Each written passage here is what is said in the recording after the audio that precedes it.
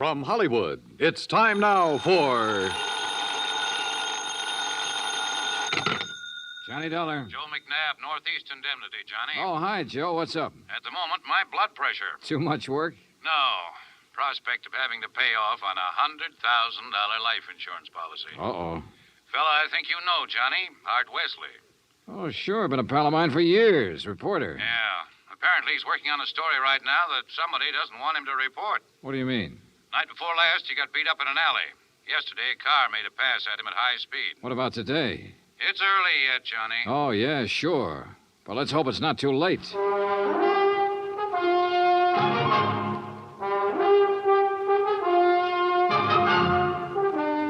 Bob Bailey in the exciting adventures of the man with the action-packed expense account. America's fabulous freelance insurance investigator. Yours truly, Johnny Dollar.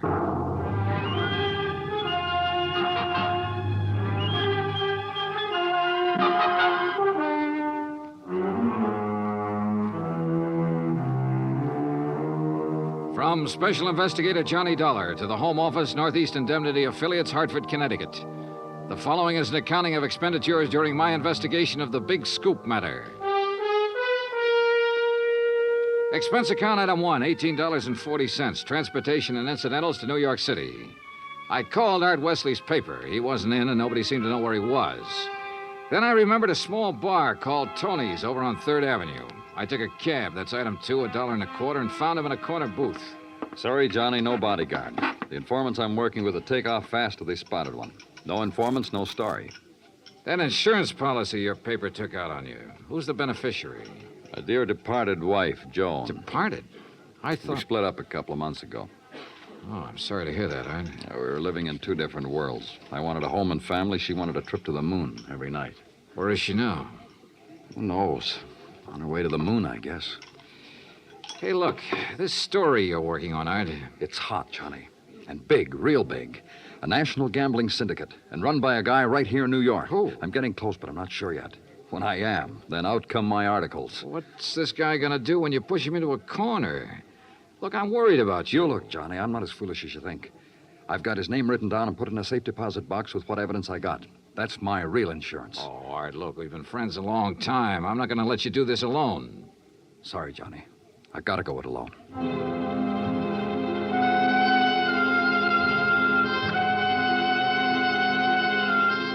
Since I'd gotten nowhere with Art, I decided to try his wife, Joan, even though they were separated. I found her in an apartment on East 68th, but she was hardly what you'd call cooperative. Look, Mr. Dollar, so you're a friend of Art's. At the moment, I'm not. Mrs. Wesley, your marriage with Art is none of my business. But that insurance policy his paper took out on him is. And incidentally, you're still the beneficiary. So? So he could be in danger, those articles he's writing. Why doesn't he drop it? Oh, look, you know Art better than that. Then what am I supposed to do about it? That story is his business. How I feel about things is my business. And come to think of it, I can't see that either of those things is your business. Item 3, $1.80 cab fare to police headquarters in the office of my old friend, Detective Lieutenant Rostelli. Sure. I know about those attempts on Art's life. So I talked to him and got nowhere. He told me the stories about a national gambling syndicate. It's more than he told me. Supposedly the big boss is here in New York. Now, what are you going to do about it? Look, the minute Art quits thinking he's got to hit the jackpot all by himself and lets us in on it, we'll give him all the protection he... Lieutenant Rostelli. Yeah, just a minute. It's for you, Johnny. Oh, thanks. Hello? Art Wesley, Johnny. They told me at your hotel where to reach you. Anything new, Art? I'm leaving town for a few hours. This could be it, Johnny. Tonight could be the jackpot. Well, listen, let me go with you. Sorry, I gotta go alone. It's part of the deal. Art, it could be a trap. I can take care of myself. Call you when I get back. Wish me luck. Well, look, wait. Art! Art!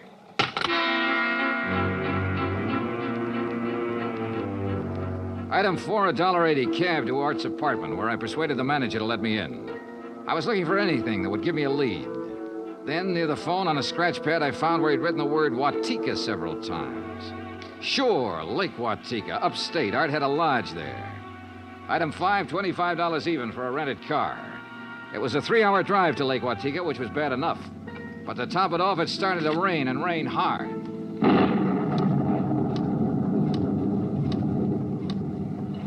When I finally got to the highway turnoff, the side road to the lake was a mass of mud. Then I got 2 quick breaks. It stopped raining, and I spotted the 6-mile road into Art's place. Half an hour further on, I saw a light.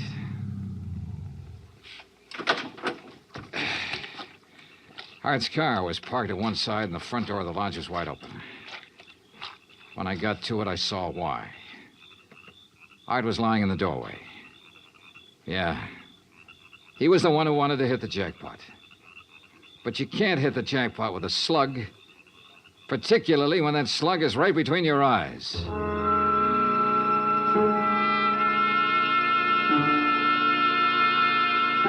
I drove to the sheriff's office and reported it. Sheriff Tompkins and his boys took over. But in the darkness and the mud, they could only make a routine check. He asked me to meet him at the lodge the next morning, so I did. Buddy was right here in the doorway, huh, son? Yeah, Sheriff, I didn't move it. And Wesley probably got shot when he answered the door by somebody standing out there on the ground. Because of that bullet hole in the roof? Yeah. Right over that shelf that's stocked with canned goods, sugar, salt, and the like. Apparently, he used this place regular. Yeah, he used to do some of his writing here. Were you able to determine time of death? Coroner says between 10:30 and 11 last night. What time did you arrive? About half an hour after the rain stopped. I'd say 11:45. Means it was still raining a good half hour after the killing. No wonder we found no tracks. Hey, look, Sheriff. Art was working on a hot story about a national gambling syndicate. Could be that he found out who the boss was last night, the hard way. Oh?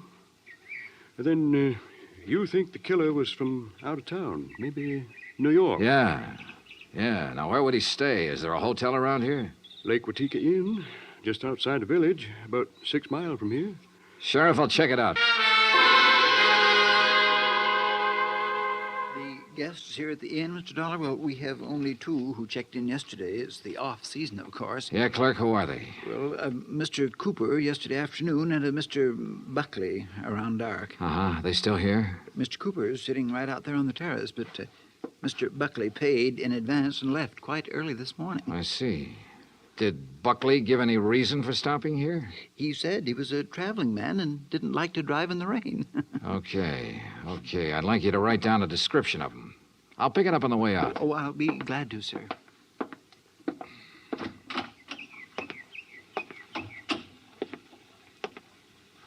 Hi. Oh, good morning.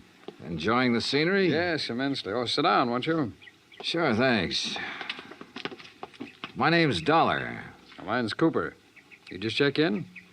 I'll just drop by. I came yesterday. Uh-huh. Pretty up here this time of year. Yes, certainly is. I really enjoy places like this in the off-season. It's a nice change. Too bad the weather hasn't been better, huh? Well, the rainstorm last night? Oh, I enjoyed that, too. You were out in it? Oh, no. No, I enjoyed it the way a storm should be enjoyed. In front of the fireplace in my cottage with a drink and a good book. No, Mr. Dollar, I stayed in last night. And that was that. I picked up the description of the other guest, Buckley, from the clerk and gave it to Sheriff Tompkins, who got out a bulletin on him. Then I drove back to New York City, turned in my rented car, and took a cab. That's item 6, $1.70, to Joan Wesley's apartment. Yes. They notified me this morning about Art's death. I don't know what to say. What is there to say? Good question, Mrs. Wesley. If only he hadn't been so stubborn. If only he'd given up that story about the gambling syndicate or whatever it was. Yeah. You figure somebody in the syndicate killed him? Why, of course. Mrs. Wesley, did you know Art had gone on up to the lodge at Lake Watika? No. Mr. Dollar, I'm rather tired. One more thing. Did you go out last night? No. It was raining.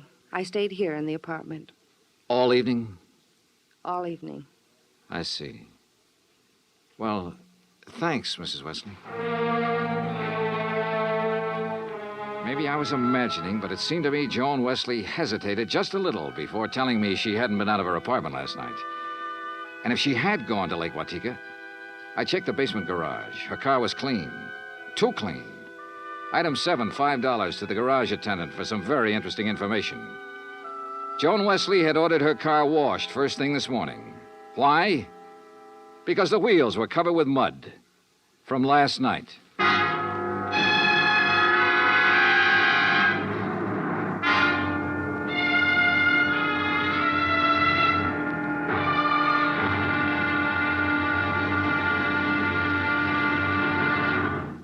Act Two of yours truly, Johnny Dollar, in just a moment. Better schools mean better citizens, better neighbors, better families. But we can't expect our children to respond, to learn and grow, if we ourselves are indifferent to their school environment. CBS Radio urges that you write to Better Schools, 9 East 40th Street, New York 16, New York, for information about how citizens can spark community action to improve their schools. That address again is Better Schools, 9 East 40th Street, New York 16, New York. Now, Act Two of yours truly, Johnny Dollar, and the Big Scoop Matter.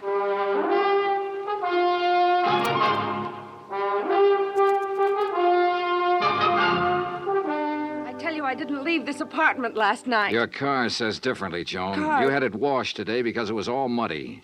And the reason it was muddy was because you had it out in the rain last night. Look, Another thing. You told me you didn't know Art had gone to the lodge. You hadn't heard from him. But the switchboard operator told me you had a call from him yesterday. Now, why else would he call you except to tell you where he was going? Well, how about it, Joan? All right. Art did call me yesterday and told me he was going to Lake Watika. And how about last night? Yes. I went out, but not to Lake Watika. Art wouldn't give you a divorce. By killing him, you get your freedom and $100,000. I didn't kill Art. I didn't go up there last night. And where did you go? Might as well know. The reason I wanted a divorce from Art was because I'd found someone else. Oh? That's where I went for a few minutes last evening. Why did you lie about the phone call from Art yesterday? I don't know. I was confused. I was afraid it would look bad for me if it came out that I knew Art had gone up there. It doesn't look good for you this way, believe me. Oh, Johnny, I'm telling the truth. Who is this fella you're interested in? I don't see why he Who has is to- he? His name is Ted Nash. Will you have to talk to him? I sure will. And right now. But I was wrong about talking to Ted Nash right now. I called his apartment and got no answer. Item 9, $1.60 cab fare to police headquarters in the office of Detective Lieutenant Rastelli. You figure this guy Nash and Joan Wesley could have killed Art and used the gambling syndicate threat as a cover, huh? It's a possibility, Lieutenant. Well, I'll see what I can find out about Nash. How'd you do at Lake Watika? 2 guests checked in the day of the killing. One, a man named Buckley. He left early this morning. Sheriff Tompkins has a bulletin out on him. Who else? A fellow named Cooper, who apparently likes to go places in the off-season. Nothing to tie him in particularly. Cooper, huh? We had a rumble some time ago that a guy named Cooper was involved in that gambling syndicate. What? Trouble is, we got no proof. Hey, wait a minute. What's the matter? Art told me he'd put the name of the man he was after in a safe deposit box. If we could find the key to that box. How about Art's apartment? Let's take a look. So we looked, and we found the key tucked away in a desk, but only a number on it. Nothing to tell where it was located. I gave it to Lieutenant Rastelli, and he promised to check every bank in town if necessary. While I went on back to Lake Watika to see if the man named Cooper at the inn was the same one Rastelli told me about. When I got there, after a frantic 3-hour drive, I found him comfortably sitting by the fireplace. Well, Mr. Dollar, isn't it? Yeah, that's right. Cooper, I'm going to get right to the point. You told me you came up here to enjoy the scenery. Yes, that's right. Why? The man who was killed last night, Art Wesley, he was trying to expose a national gambling syndicate. Oh, that's very interesting. So? So, I know a police detective in New York who thinks you're a member of that syndicate. Well, now, Mr. Dollar, that's a very serious charge. I presume you have proof. Well? Uh-huh. No proof.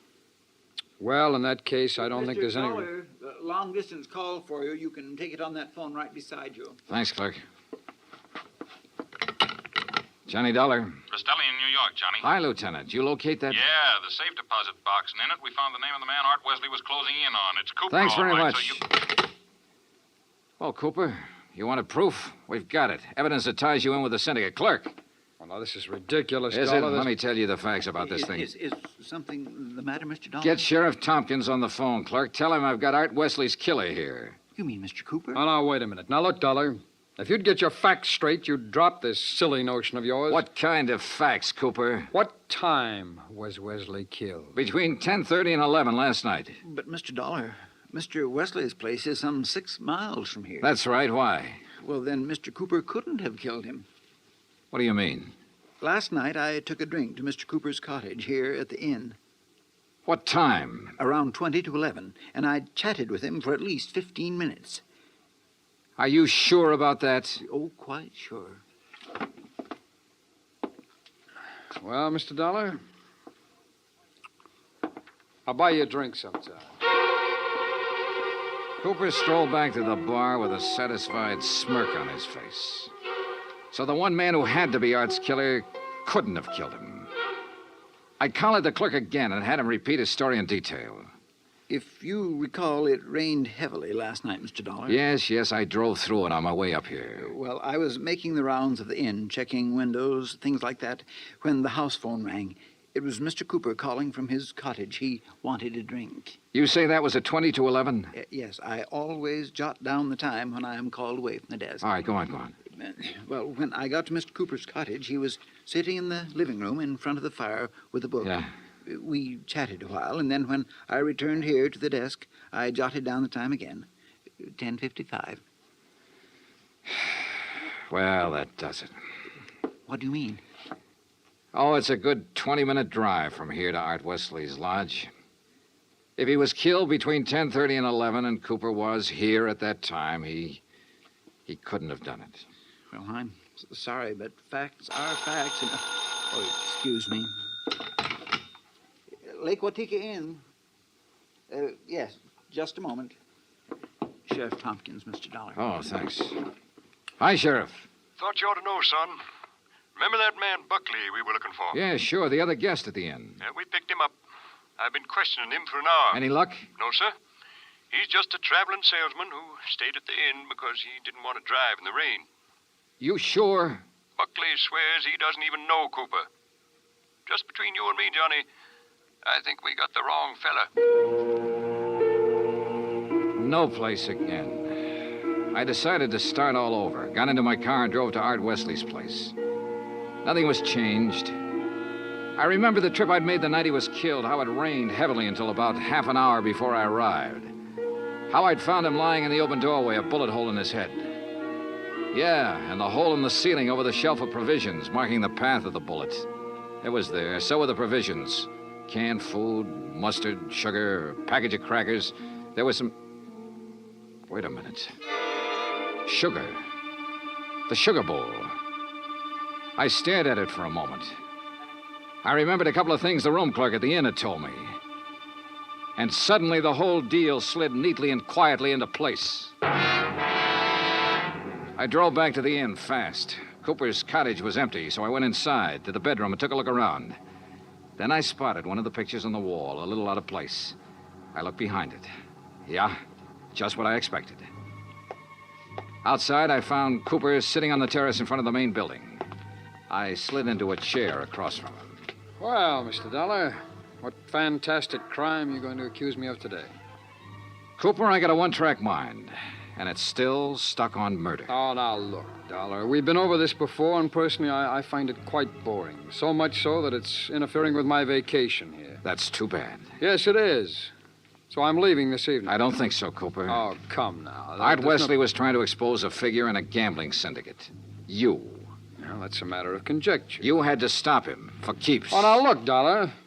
The time of Art Wesley's death has been established as between 10:30 and 11 last night. That's right, between 10:30 and 11 last night. And I'm sure you remember the room clerk telling you he was with me in my cottage living room from 10:40 to 10:55. I sure do. So that I certainly couldn't have killed your friend Wesley 6 miles from here during that time. Except that Art Wesley wasn't killed at his lodge.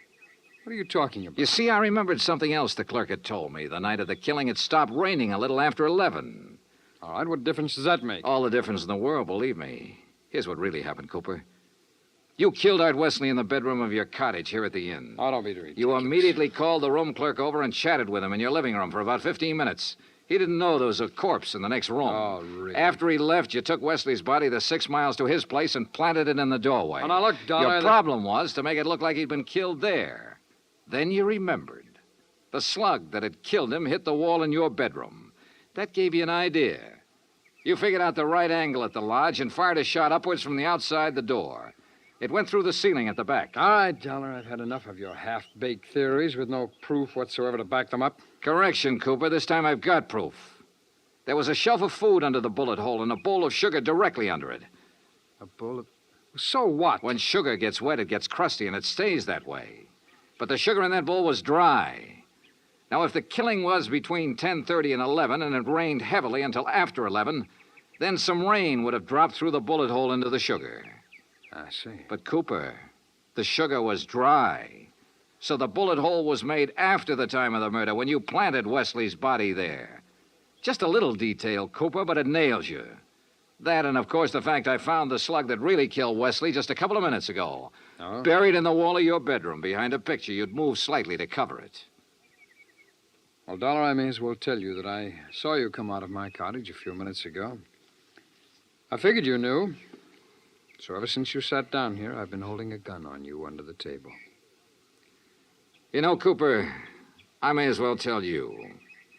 Ever since I sat down here, I've been holding a gun on you, too. Well, you... Let's have it. Well, you didn't have any gun. A big-time gambler, bluffed right out of the game. Cooper, you're slipping.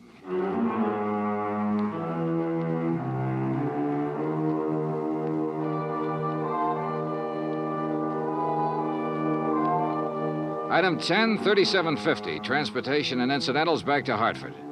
Expense account total $187.40. Remarks? Cooper's awaiting trial. About Art Wesley? Well, I guess that sugar bowl was a dead man's revenge. And come to think of it, that revenge was pretty sweet. Yours truly, Johnny Dollar.